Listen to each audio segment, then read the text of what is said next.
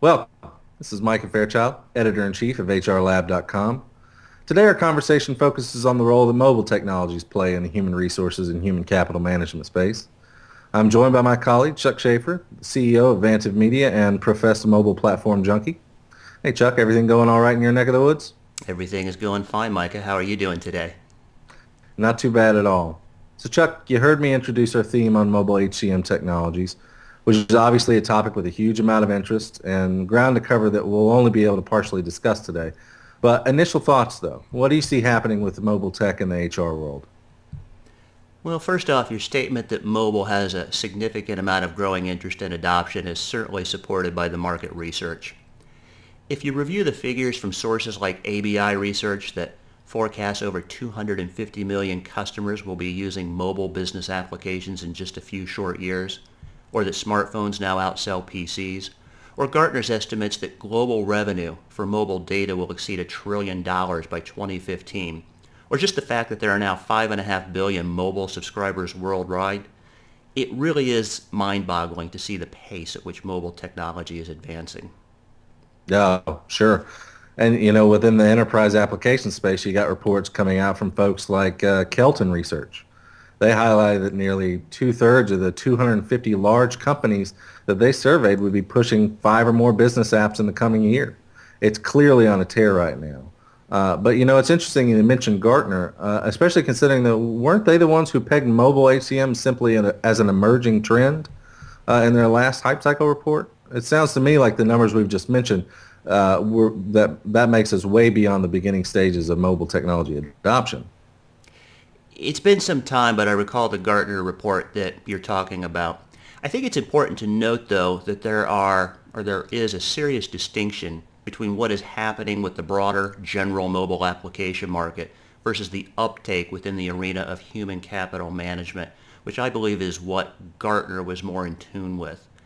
For one thing, while adoption rates for mobile technologies are skyrocketing, adoption rates for mobile HCM applications in particular are still relatively low but clearly growing. I think in large part this is due to the fact that we're only now beginning to see the next generation of these mobile products emerge. First generation mobile HR solutions have been available for some time now, but they've lacked both the utility and the compelling user experience needed to drive uptake. So in that sense, Gartner's analysis was probably pretty accurate as it relates to the newer business applications that are really just now beginning to show solid growth trajectories. Is that where you think the promise of mobile human capital management products will be fulfilled? I think so. I mean, we're just now starting to see those mobile fruits sprouting up all over the HCM landscape. You've got new mobile workforce management apps, added functionalities for employee and manager self-service, recruitment, learning and development. The list for where mobile HR capabilities can be leveraged just keeps getting longer. Yeah, agreed. As a former organizational development person myself, I've always thought that learning and development in particular was an HR function that's especially well suited to the mobile form factor. But of course, like all mobile applications, the strategy has to revolve around the content that an organization's workforce needs. You take the learning methods that could work for mobile, for example. You've got bite-sized learning, which while highly interactive is going to be best suited to modified e-learning strategies like compliance certifications or policy procedure issues. You've got blended learning, on the other hand, which could leverage a mobile app as one learning channel of many. But it's going to be best suited for value-added content delivery like podcasts that accompany some other synchronous component. Likewise, collaborative learning can tap into communities like Twitter and Facebook in order to promote collaboration and peer-to-peer development. But it's also extremely useful for organizational wikis. You've got just-in-time learning, though that's meant to be focused on performance support. And its best use is for apps like checklists and reference materials as a way to support workers exactly when they need it. And finally, the most basic way, at least, that mobile can be leveraged within a learning capacity is through access learning. And that's just designed to simply deliver brief news bites in order to keep employees up to date on organizational issues. So clearly, even within a particular functional area, you've got different ways that mobile can be useful.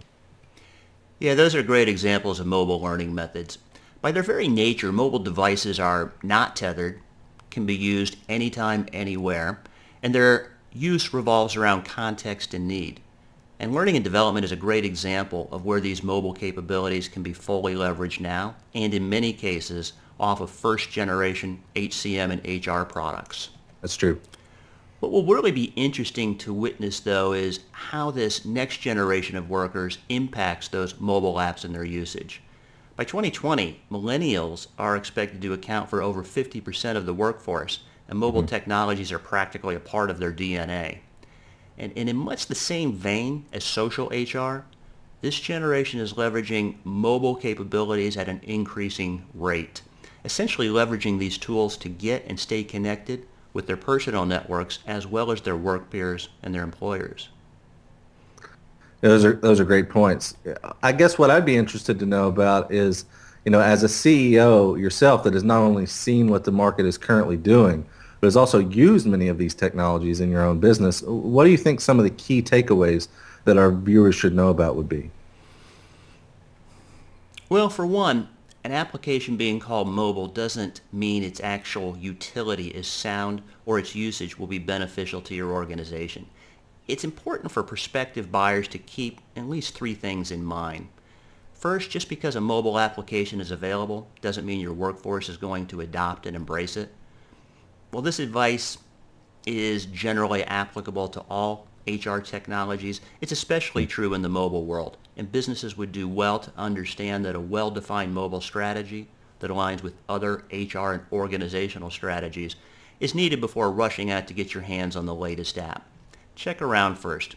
Do you have a particularly high mobile device usage rate? Is there a large number of your company employees bringing their own devices in for work-related activities?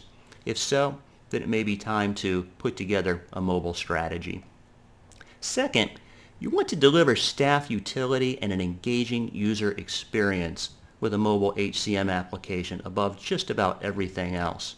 And when it comes to some of the more transactional elements of HR, like employee and manager self-service, that's not always an easy task.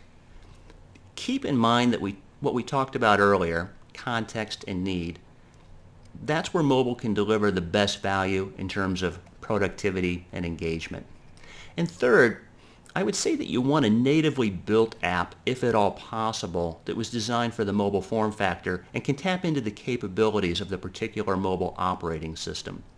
Simple browser-based mobile apps really fail to deliver the rich user experience needed to drive adoption.